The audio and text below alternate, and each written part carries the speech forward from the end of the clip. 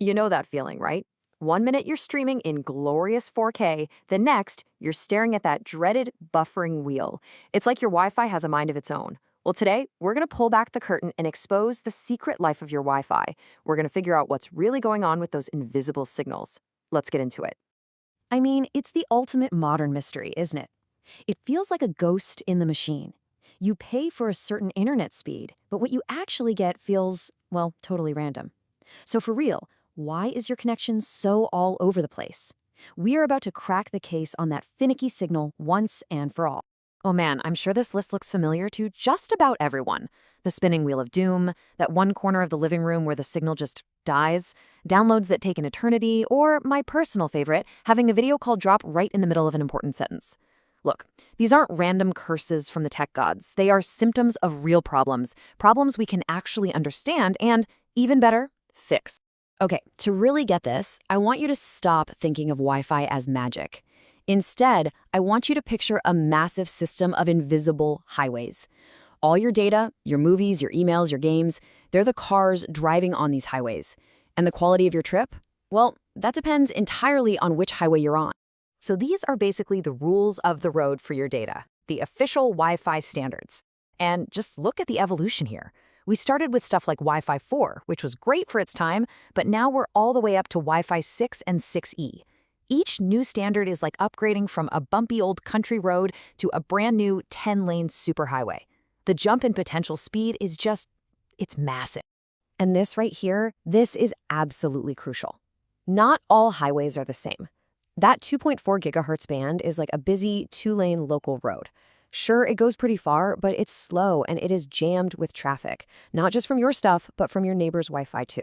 Now the 5 and 6 gigahertz bands, those are the express lanes. They are way faster, way less crowded. But the trade-off is they don't reach quite as far. So what does this actually mean for you? Simple. If you're a gamer or you stream 4K movies, getting your device onto that 5 or 6 gigahertz highway can be an absolute game changer. All right, so we've got our data highways, but what's actually creating them and directing all that traffic? The answer is in the hardware itself.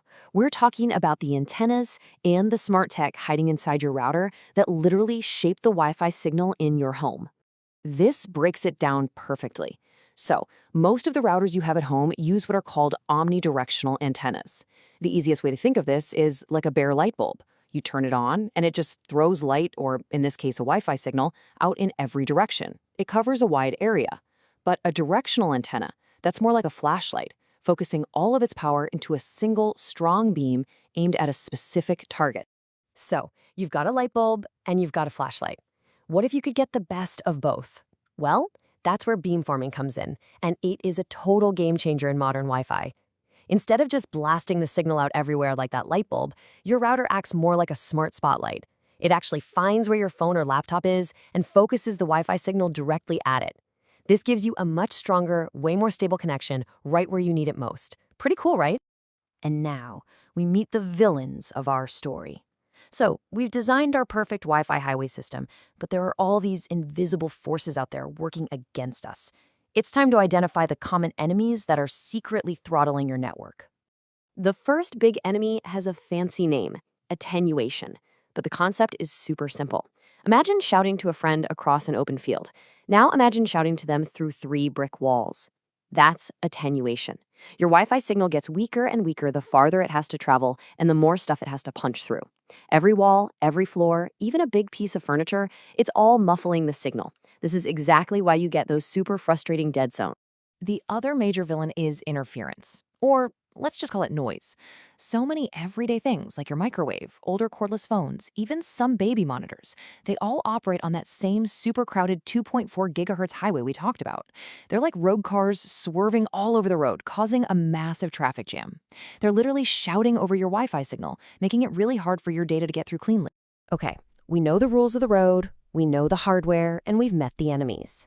So what now? Well, this is the best part, because all that knowledge, it gives you power.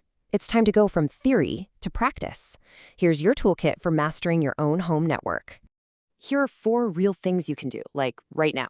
First, you can log into your router's settings and pick a less crowded channel. Think of it as finding an empty lane on the highway. Second, sometimes you can actually adjust your router's power level to find that sweet spot for coverage. Third, and this one is huge, optimize your router's placement. Get it into the center of your home, out in the open, and up high if you can.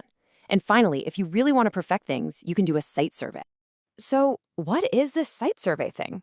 Honestly, it's kind of like getting a weather map, but for your Wi-Fi. There are apps that can measure your signal strength all throughout your house and then create this amazing visual heat map. Red areas mean a super strong signal, blue areas are weak or dead zones. This is the ultimate tool for actually seeing your invisible network, hunting down those dead spots, and finding the absolute perfect place for all your gear. So, that brings us to the final big question. We've talked about data highways, smart spotlights, and the invisible villains that are hiding in your house. With all of this new knowledge, I wanted to take a look around your own space, right now. Thinking about the walls, the distance, what might be causing interference, where is the single best spot to place your router to finally win the Wi-Fi game? Think about it.